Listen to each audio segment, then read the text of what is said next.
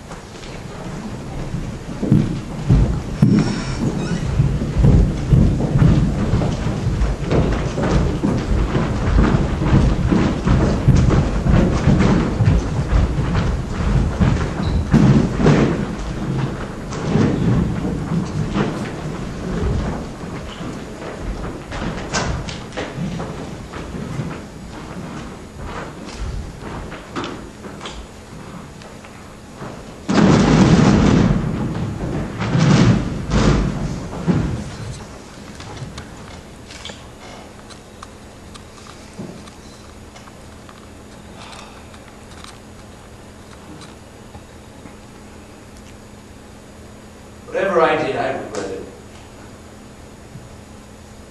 The moment I felt her drifting away from me, I knew something had happened. She's my best friend. And she's gone. Just gone.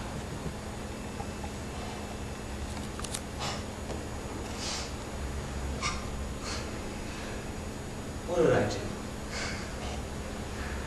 What could I have possibly done to turn her away from me? Am I too controlling? Well, that's what she told me. But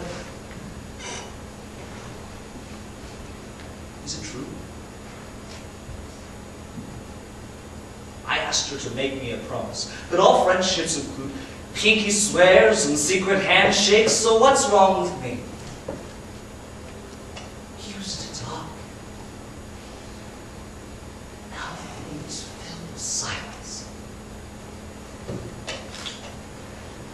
It all started in my house. We both liked this one boy, and we had just found out that he liked her. It's not what bothered me, though. It was the tension in the room. We wrapped our arms around each other. I knew something wasn't right. From that moment on,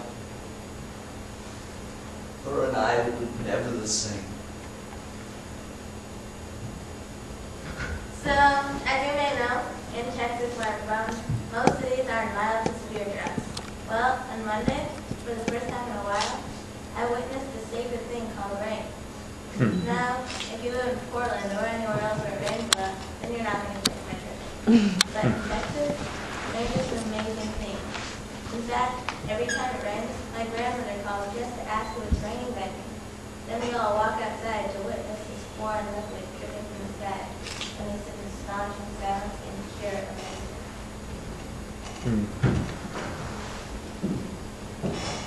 You're avoiding me. I can see you smiling and laughing and kissing her and trying so hard to pretend I'm not here.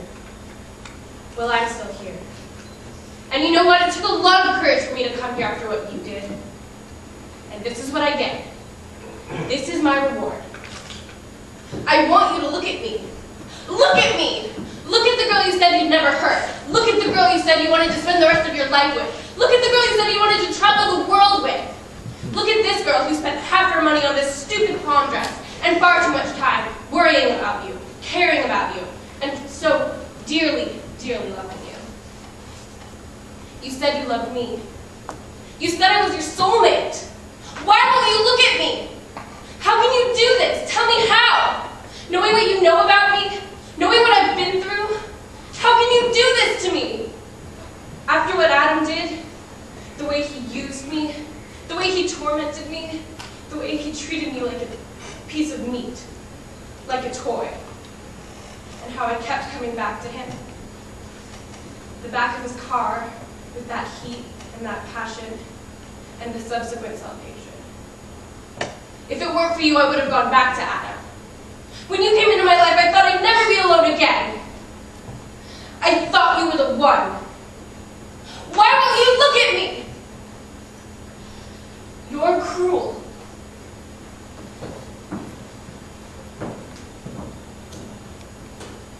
Hello? Adam? It's me. Can you pick me up? I need you.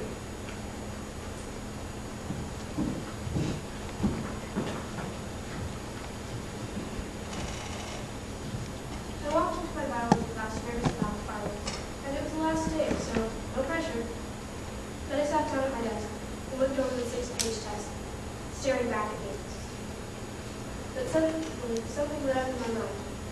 Information. Knowledge poured into my brain, and I quickly wrote down all the answers.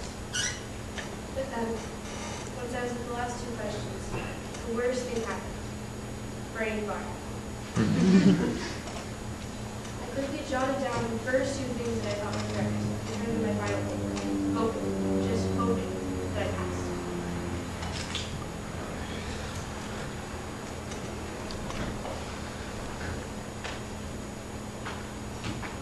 It's funny how your own body can betray you. I'm a perfectly healthy person. Well, I was a perfectly healthy person. I mean, I'm in high school. I don't drink, I don't smoke, I definitely don't do drugs. I exercise every day. Heck, I even get good grades. I did not deserve this. And yet, the doctor goes around just throwing these words around like terminal and any day now. I'm not even sure that it's genetic in my family. But it doesn't matter anymore. Because I have it. And I will die. And even though every fiber of my cancer's being tells me that it won't, I just know that it must happen.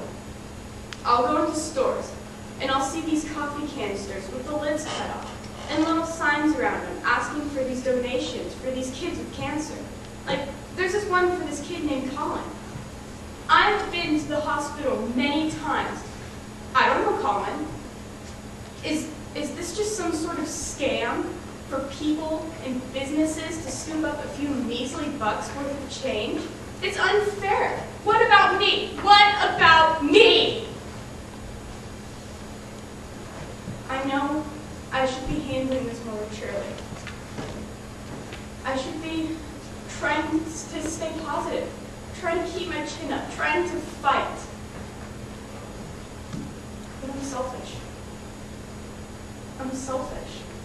And I have the divine right to be angry with my own body.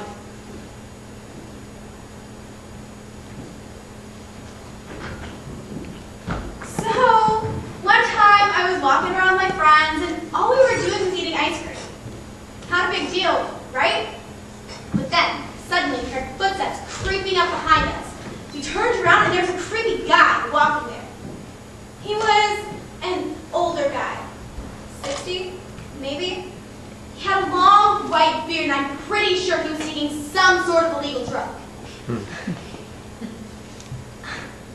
I guess I didn't really think much about it. I guess I just thought that he was some random guy who was walking around. About 5 minutes later, we heard yelling and screaming, and the footsteps became louder and closer towards us. Without thinking, we turned around, and the guy was running after us. He was chasing. We just ran. I was so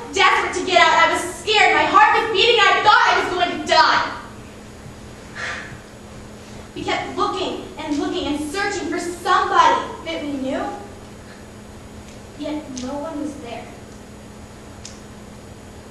That was probably the fastest that any of us had ever run. When we got back to the house, we locked the doors and finally, the guy was gone. My 13th birthday, the best I've ever had. Most kids say, I want this or I want that, but I didn't have a preference. All I wanted was a night with my family and friends. But sadly, both wasn't an option. My mom then came up with a great idea of splitting my birthday into 2 parts. So during the summer, my friends and I went to the roller rink and we skated and ate popcorn, candy, and cake all night long. And then towards the end of the summer, my family and I had a party at the Olive Garden. We went for the 3 courses for $15 deal. While we were being served our bottomless salad, my mom decided to go to the bathroom. She came back during the 2nd course saying she had a surprise for me in the car. So we went outside to the car, but as I exited the door, I was struck with this hot spotlight. And I was standing in front of an amphitheater spread across the whole parking lot. And standing in the middle was my favorite singer, Beth Baker. I stood there with my jaw dropped open, as far as physically possible. And all my worldly problems just went away. I stood there. I just stood there baffled. And then suddenly, the song of Happy Birthday creeped into my ears, and out of nowhere, a cake arrived with 14 candles. 13 for each year of my birth, and 1 for good luck.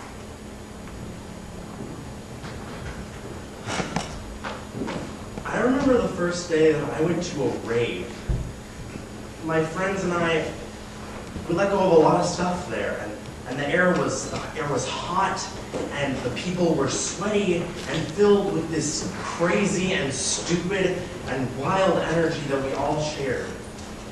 We let go of everything. We let go of stress, of worry, of our cares, responsibilities, our boundaries, and of any concern for ourselves or anyone else around us. The hysteria-like obsession of just letting go scared us and enveloped us and filled us with these jolts of life. Take this, someone shouted at me, it helps you let go. Ecstasy. A silly, silly sin. I never forgave myself for all the things I did at that rate. I got home at 4 in the morning. I spent 15 minutes deleting text after hateful text. Text from old friends I had heard, new ones I didn't want.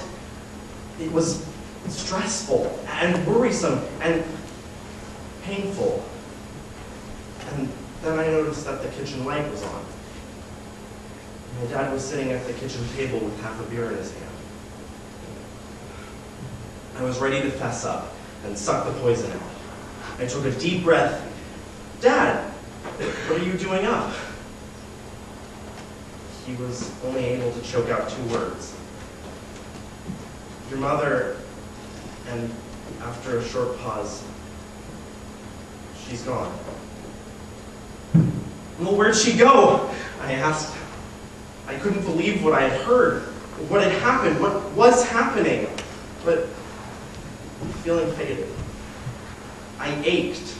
I needed to tell him about the atrocities I committed, but whenever I tried to speak, it hurt my throat. So I just held him firm and cried. I forgive you, I whispered to him. I forgive you.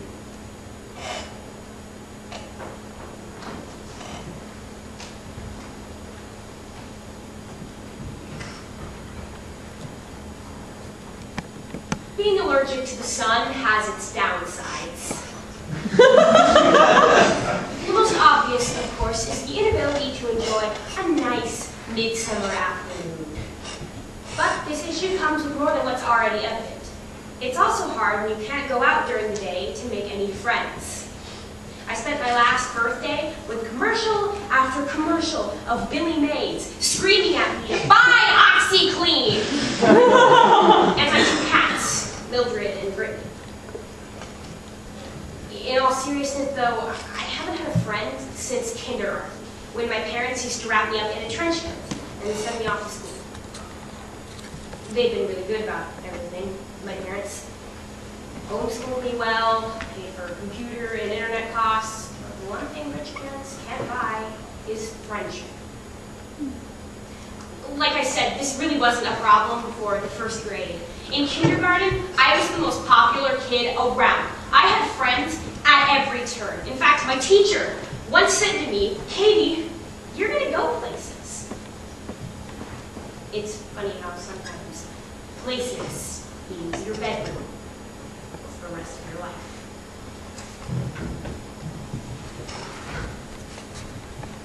I tell you about how you make me feel, but even now I'm stuck.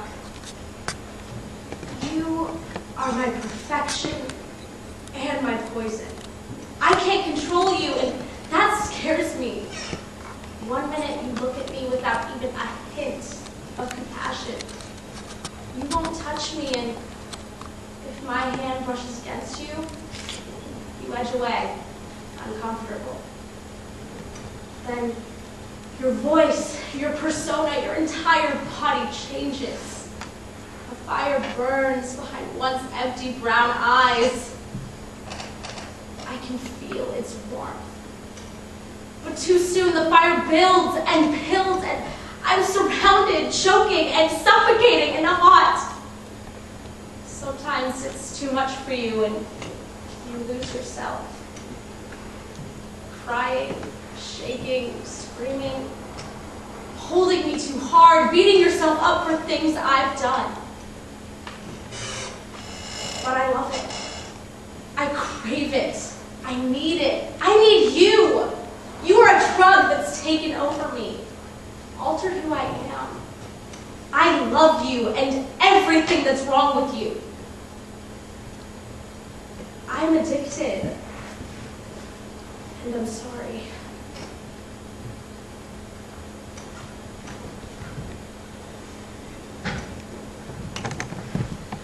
It's been happening again. The nightmares, they're back. There's this small little voice in the back of my mind that keeps telling me that it's all a dream, that I'm asleep and safe in my bed. But I'm not safe at all. I'm not even safe in my own mind anymore. It's the same thing every time. I'll be getting out of my car and walking down that driveway that used to be so familiar to me.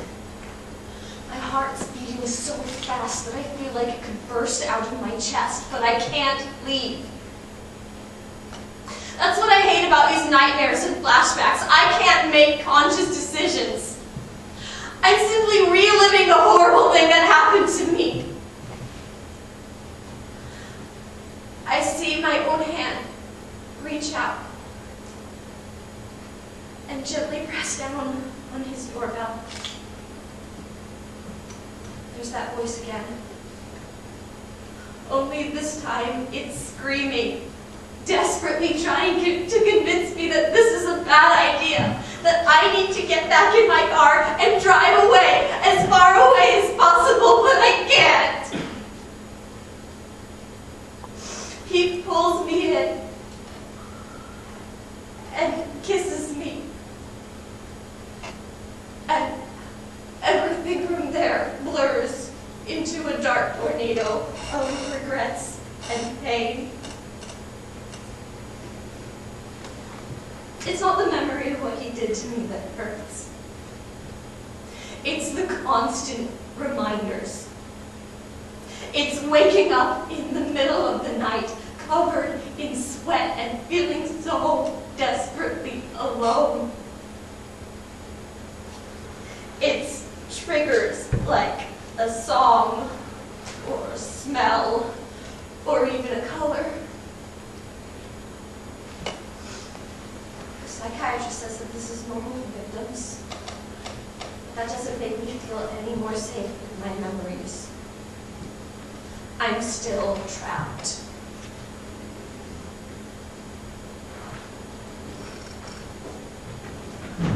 This is gonna sound bad or awkward, but I don't know if I'm in love with you or not. First of all, you're like 5'2", and I can't decide if that's sexy or not. And then you've been wearing this fleece knit vest with the saber-toothed tiger on the back of it for about 2 weeks now, and it gets me kind of flustered. But I don't know if it's in the I really want to be with you kind of way, or the why are you still wearing that vest? It's probably starting to smell by now. Am I coming on too strong? This is probably going to be a huge shock for you because, I mean, you're a girl and I'm a girl. But the way I figured it, it's not the worst thing that can happen. I mean, dating a girl is better than, I don't know, dating farm animals.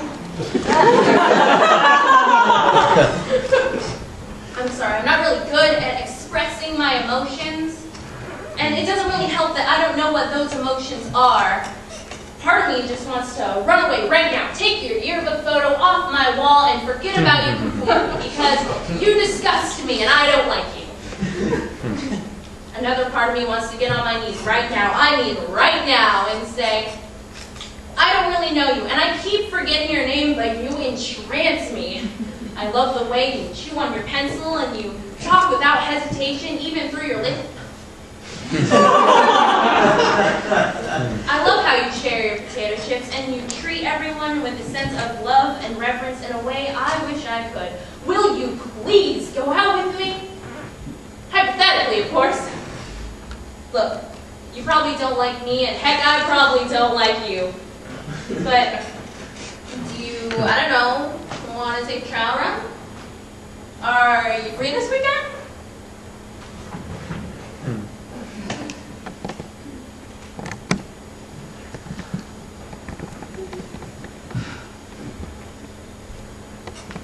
The clouds came in 2 months ago, the day that Paul died. They haven't left since. When I got the call, the Wednesday afternoon rain that usually pitter-pattered on the windshield turned violent and raged down on the car, encasing me in a shower of gray. I think it stayed like that for 2 days. Then the sky was just gray. For days, weeks at a time, all I ever saw when I looked above my head was cloud over cloud over cloud. Eventually, shallow rays of sun began to ripple through me in the form of a laugh or seeing the faces of friends again. But these tend to disappear as soon as they appear. Sometimes I feel melancholy on Wednesdays. Once a week, I call my Nana, Paul's mother, and that's when the waterworks come down again. Those are the only real times I can truly feel sorrow for what I've lost. But even these awakening moments of depression just pass after a while, and the sky turns back to gray, and I'm numb. In a perpetual state of feeling nothing and trying to hold on to the fleeting joys and depressions that just end up leaving me anyways. Hell, my friends don't even know I lost someone!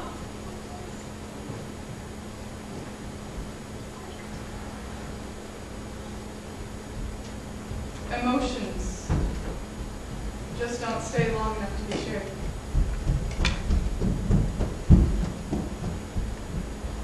So, one night I get this text. It's from my friend Katrina. This is big. Basically, Katrina acts as my spy for this girl I really like. Her name is Jessica. So, I open it and it says, Jessica talked about you today. Without even thinking, I instantly responded with, what? So, I sat there and waited and waited and continued to wait. My anxiety was rising. My heart was beating faster. My phone vibrated and I jumped. I didn't know whether to feel scared or excited or both.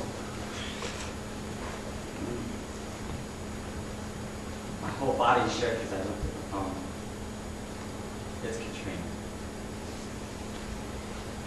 I open it, and finally it says, she thinks you're super racist.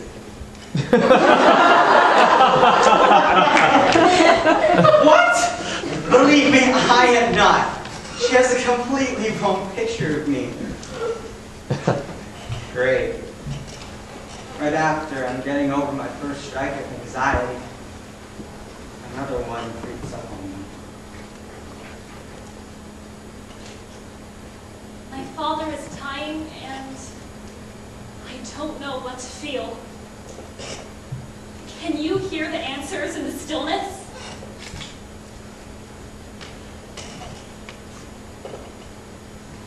I'm conflicted. My father has been battling cancer since my 13th birthday. Now, today, the cancer has almost won. In the silence, I can hear his breathing, and it scares me. I feel like I can hear death waiting to pounce. In my short lifetime, I've been to more hospitals than I can count on both of my hands put together. The one consistency is that each time I felt torn, confused, and uncertain. I should be crying, but I am numb.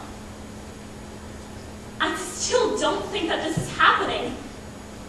Any of this. I should be living a normal suburban lifestyle with a boyfriend and tons of friends. Cancer is supposed to happen to other people. Not me.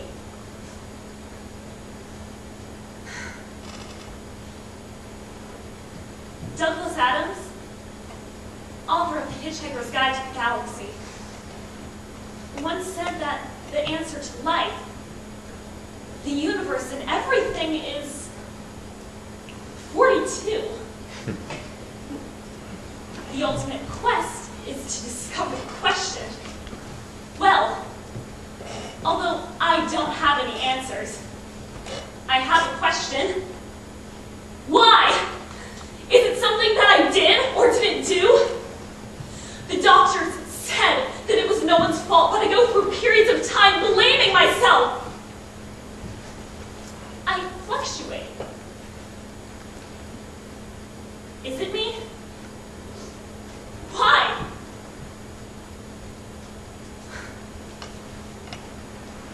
I shouldn't have to deal with this. But I do. I almost want my father to die, so that all the pain that he's going through can go away. It's just so hard watching him lying on that bed. Then, I don't want him to die, because he won't be there the rest of my life. Not for my wedding, graduation, not for next Christmas. I am on a standstill, and the question is, why? Cancer has made me question everything I believe in. The one thing that keeps me going are the stars. Because in my crazy and uncertainty-filled life, they are constant beams of bright light shining in the darkness.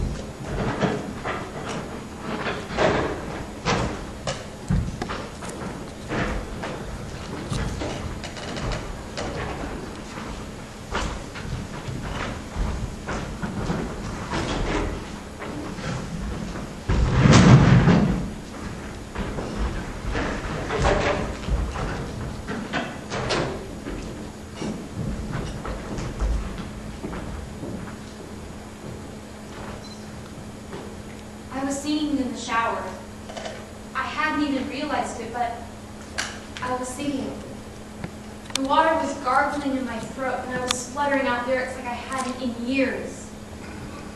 As the stream from the shower ran down my face, I could feel the layers and layers of grime, soot, and sludge racing into the metallic drain. This wasn't usual, of course. It had taken time to build up all this caked-on mud. It was the hatred and the fear and the bitterness of 2 years that I'd been encased in. But the song was fluffy, like the suds I was dancing in. It was innocent and childlike, so that I could almost forget about the world outside my bathroom. From the confines of the glass, I could talk to anyone. The only problem was, the world doesn't fit in my shower. I had such confidence, such hope, despite all that I'd gone through. It was a new place. I let the song fill me up to the brim because it was all I had in me. I wanted nothing other than to be free of the tortures of my old life, so I was ignoring them with all my might, letting the melody fill every crevice and void that I had cut into my flesh.